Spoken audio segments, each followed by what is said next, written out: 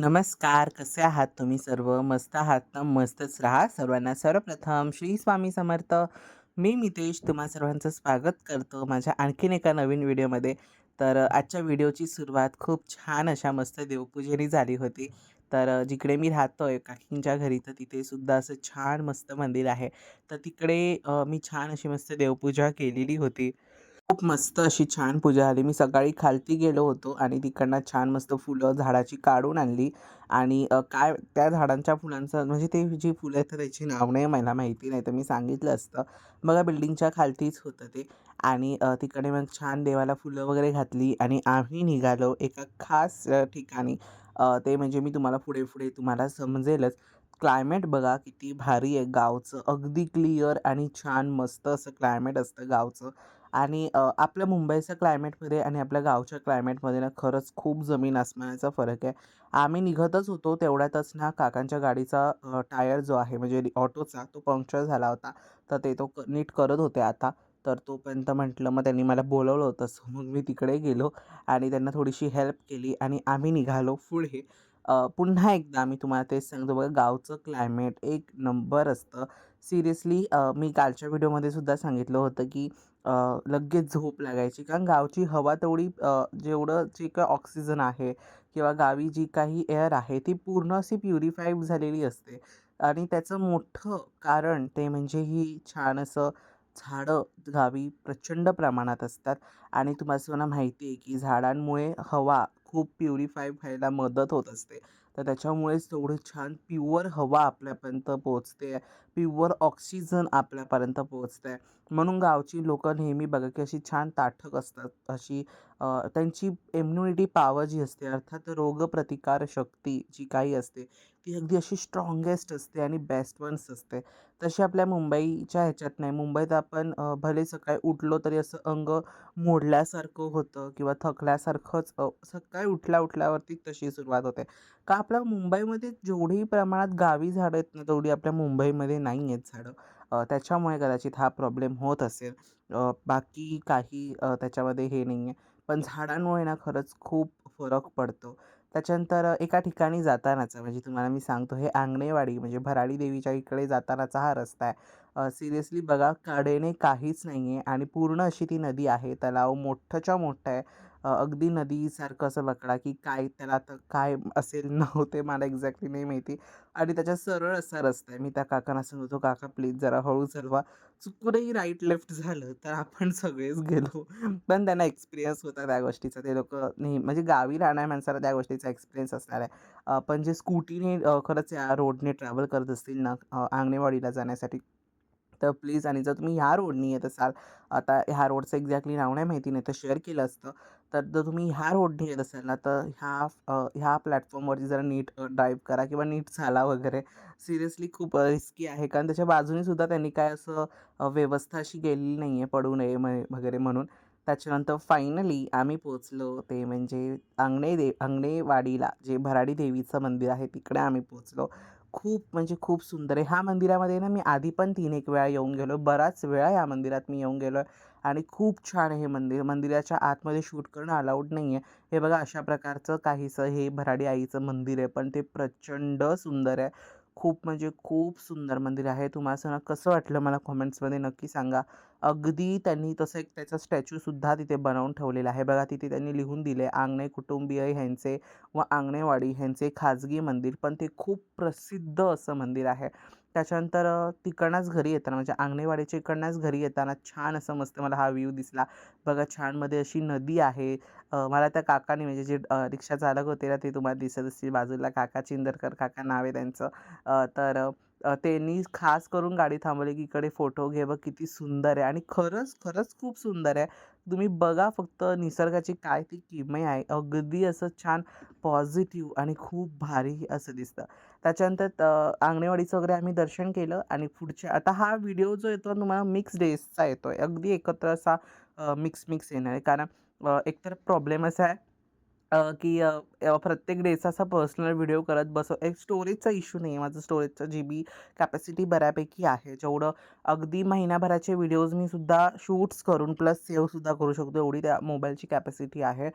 But मी ना तेवढे सर्व नाही हे करत बसलो. जिथे-जिथे शूट होतं म्हणजे करण्यासारखं तिथे-तिथे मी केलं हा माझ्या मते गगनबावडा आपला जो घाट आहे, तर तिकडचं हे शूट आहे. एक नंबर घाट आहे. मला म्हणजे आता घाट जेवढे मी बघितले त्याच्यात गगनबावडा घाट मला आवडला.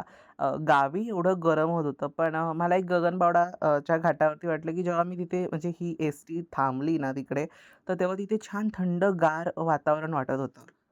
म्हणजे काय-काय ठिकाणी प्रचंड प्रमाणामध्ये गरमी होत होती, पण काय-काय ठिकाणी खूप छान आणि मस्त वाटत होतं. तर आम्ही कुठे आलेलो आहोत, तर आम्ही फायनली म्हणजे या ठिकाणी तर मी बऱ्याचदा तसं येऊन गेलेलो आहे माझ्या फॅमिलीसोबत. पण स्वामी सेवेत आल्यापासून इथे मी पहिल्यांदा आलो आहे, ते म्हणजे आपल्या अक्कलकोटला. आणि महाराजांनी असं म्हणतो ना का हे मला माहितीच नव्हतं पहिलं, की मी इथे येणार आहे म्हणून. मला काकींनी पहिलं सांगितलेलं, की आपण कोल्हापूरलाच चाललोय. तर हे माझ्यासाठी असं सरप्राईज होतं. आणि जेव्हा मी आचरा तिट्यावरनं ती बस बघितली अक्कलकोटवरून, तेव्हा सिरियसली मला इतका आनंद झाला, की फायनली आम्ही म्हणजे मी चाललोय अक्कलकोटला वगैरे आणि खूप छान आमचं अक्कलकोटला सुद्धा दर्शन झालं. अगदी सकाळी-सकाळी म्हणजे ही जी वेळ होती ती 6 सव्वा माझ्या मते वेळ होती आणि आमचं दर्शन पटकन झालं. त्याच्या आधीची पण ही वेळ असू शकते एक्झॅक्ट मला असं माहिती नाही. कारण काय-काय पॉइंट्स होऊन जातात लक्षात ठेवणं. पण आमचं दर्शन पण खरंच खूप छान झालं. पहिलं आम्ही दर्शन घेण्याआधी थोडा चहा वगैरे घेतला. कारण आपल्या अंगात दर्शन घेण्यासाठी तेवढी पॉवर पाहिजे, इम्युनिटी आपली तेवढी पाहिजे. कारण कसं माहिती आहे, आता इथे तुम्हाला ऊन कमी दिसत असेल, पण जशी वेळ पुढे जात चालली आहे ना, तसं-तसं खूप प्रचंड प्रमाणामध्ये ऊन होतं. अगदी डिहायड्रेशन व्हायला वेळ लागणार नाही, एवढं पटकन डिहायड्रेट होत होतो माणूस. एवढं प्रचंड प्रमाणामध्ये गावी ऊन आणि किंवा जिथे आम्ही फिरतो तिथे प्रचंड प्रमाणात ऊन होतं. तर आमचं अक्कलकोटचं आणि समाधी मठाचं सुद्धा खूप म्हणजे खूप छान दर्शन झालं. मी तरी स्वतः तुम्हाला रेकमेंड करेन, की जेव्हा केव्हाही तुम्ही अक्कलकोटला जाल ना आणि आता आमची बस होती 4:30 वाजताची आचरा थिट्यावरनं आणि ती आम्ही म्हणजे सकाळी मॉर्निंगला अगदी संध्याकाळची होती ना ती बस, तर आम्ही सकाळला ती आम्हाला 4 वाजता तिने सोडलं. आम्ही पटकन फ्रेश झालो. इथे बघा आतमध्येच म्हणजे मठाच्या म्हणजे आतमध्ये जेव्हा तुम्ही जाता वटवृक्ष मंदिराची, ते तेव्हा इथे हे चप्पल स्टँड आहे. तिथे पहिल्या चपला जमा करायच्या आणि त्याच्यानंतरच तुम्ही आतमध्ये एंटर करायचं. कुठेही चपला अ, हे करू नका किंवा कुठे देऊ नका. नाहीतर मग प्रॉब्लेम होईल. तुम्हाला तुमच्या चपला मिळणार नाहीत आणि आपण ट्रॅव्हलिंगमध्ये तसं बऱ्याचशा गोष्टी कमी कॅरी करतो. सो त्याच्यामुळे सुद्धा नंतर मग प्रॉब्लेम्स क्रिएट्स होऊ नये. सो हे लक्षात ठेवा तुम्ही. त्याच्यानंतर चप्पल स्टँड आहे. तुम्ही चप्पल स्टँडवरती नीटनेटकं त्या चपला सबमिट करा तुमच्या आणि जेव्हा तुम्ही दर्शनातून बाहेर येता, आता हा समोरचा रोड आहे तिकडनं तुम्ही बाहेर येता दर्शन करून. मग तिकडनं आपण बाहेर येतो. तर तिकडनं तुम्ही ते चपला घेऊ शकता. त्याच्यानंतर मग बघा महाराजांचं दर्शन घ्या. थोडी आम्ही जेव्हा आतमध्ये एंटर केलं ना, तेव्हा एवढी गर्दी नव्हती. पण दर्शनाला 5 मिनिटं लागली. माझं दर्शन खूप झालं, पण जी लेडीज लाईन होती, मुलींची लाईन होती, त्याला थोडंसं धक्काबुक्कीचं असं झालं. माझं दर्शन पटकन झालं, पण त्यांचं पण दर्शन खूप छान झालं. त्याच्यानंतर आता आम्ही सर्व उतरतो आहोत आणि हे आहे आपल्या अक्कलकोटचं छान असं मस्त आपलं मार्केट एक्सप्लोरिंग. म्हणजे खूप छान-छान तिथे ग्रंथ होते, मूर्त्या होत्या, श्रीयंत्र होती. जे तुम्हाला हवं आहे ना, ते सगळं तुम्हाला अवेलेबल होईल अक्कलकोटला. म्हणजे कुंकवाच्या करंड्यांपासून किंवा कुठलंही श्री गुरुचरित्र, त्याच्यानंतर सारामृत तुम्हाला हवं असेल, तुम्ही सारामृत घेऊ शकता. त्याच्यानंतर जपमाळा, स्वामी महाराजांच्या मूर्ती, तुम्हाला जे हवं आहे ना, ते सर्व इथे उपलब्ध होणार. अगदी पितळाच्या प्लेट्स असतात ना, ज्या सर्व त्यासुद्धा इथे तुम्हाला अवेलेबल. त्याच्यानंतर भस्म अवेलेबल होते. बऱ्याचशा सर्व गोष्टी अवेलेबल होत्या इकडे. खूप छान-छान, मस्त-मस्त गोष्टी होत्या आणि काकींनासुद्धा मूर्ती घ्यायची होती. म्हणजे त्यांचं गावच्या घराच्या इथे त्यांना ठेवायची होती महाराजांची मूर्ती. पण त्यांनी ती पुढे घेतली. मी तुम्हाला पुढचे जे आपले येणारे व्हिडिओज असतील ना, सो त्याच्यामध्ये मी तुमच्या सर्वांसोबत शेअर करेन.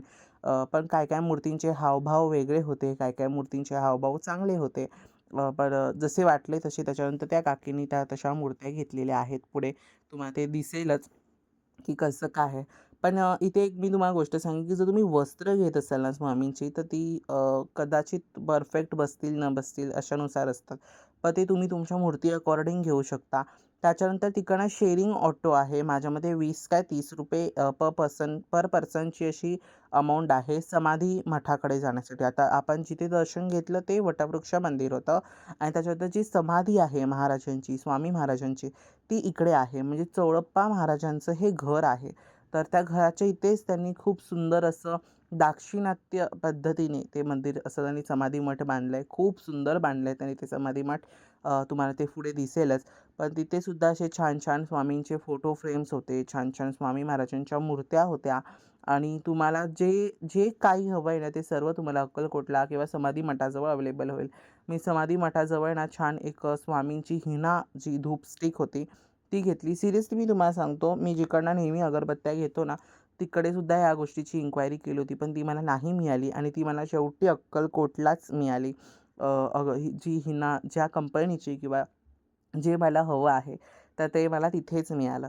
तर हे आहे आपलं समाधी मठ. समाधी मठाच्या आतमध्ये शूट अलाउड नसतं. आता जिथे-जिथे शूट अलाउड होतं, सो मी तिथे-तिथे शूट केलेलं आहे. पण मला असं मनापासून मला पण ती गोष्ट वाटते आणि म्हणून त्या लोकांनी सुद्धा तसं केलं असेल. म्हणजे मेन मुख्य गाभाऱ्यामध्ये किंवा मंदिराच्या आतमध्ये शूटिंग अलाउड केलेलं नसतं. म्हणून शूट करता येत नाही आणि जिथे अलाउड आहे तिथे आपण नक्कीच शूट करतो. जिथे नाही आहे तिथे आपण आपल्या मनाची मर्जी करून चालणार नाही. कारण ते मोठं तीर्थक्षेत्र आहे आणि मोठं तीर्थक्षेत्र असलं की तिकडचं त्या गोष्टीचं पावित्र्य जपणं हे आपल्या नागरिकांच्या हातामध्ये आहे. आता जिथे अलाउड केलं तिथे आपण नक्की शूट करू. पण जिथे नाही त्यांनी अलाउड केलं तिथे आपण शूट नाही करायचं. तर आतमध्ये आमचं छान दर्शन झालं आणि इकडनं आतमध्ये आहे चोळप्पा महाराजांचं घर. ओके. चोळप्पा महाराजांचं घर आहे. त्याचे फोटोज मी तुम्हाला कम्युनिटी पोस्टमध्ये देईन. त्याच्यानंतर इथे आहे ओम श्री दत्तात्रेयांचंच म्हणजे इकडं तुम्ही सरळ गेलात ना बघा, तर तिथे घर आहे.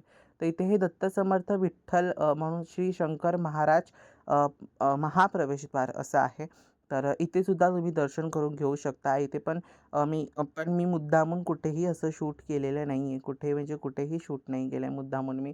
इथे सुद्धा त्यांनी काय-काय असं विकण्यासाठी वगैरे ठेवलं होतं. त्याच्यानंतर तुम्हाला जो मी मगाशी रस्ता सांगितला, की ते निर्गुण मठ आहे. त्याच्यानंतर इकडं सरळ जेव्हा तुम्ही जाता, तर तेव्हा मंदिरच आहे हे चोळप्पा महाराजांचंच घर आहे आणि तिकडनंच आतमध्ये चोळप्पा महाराजांचं हे घर आहे. त्याच्या आतमध्ये स्वामींनी स्वतः वेअर केलेले कपडे, त्याच्यानंतर त्यांनी घातलेल्या माळा, म्हणजे ज्या रुद्राक्षच्या माळा असतात, त्या सर्व माळा आहेत.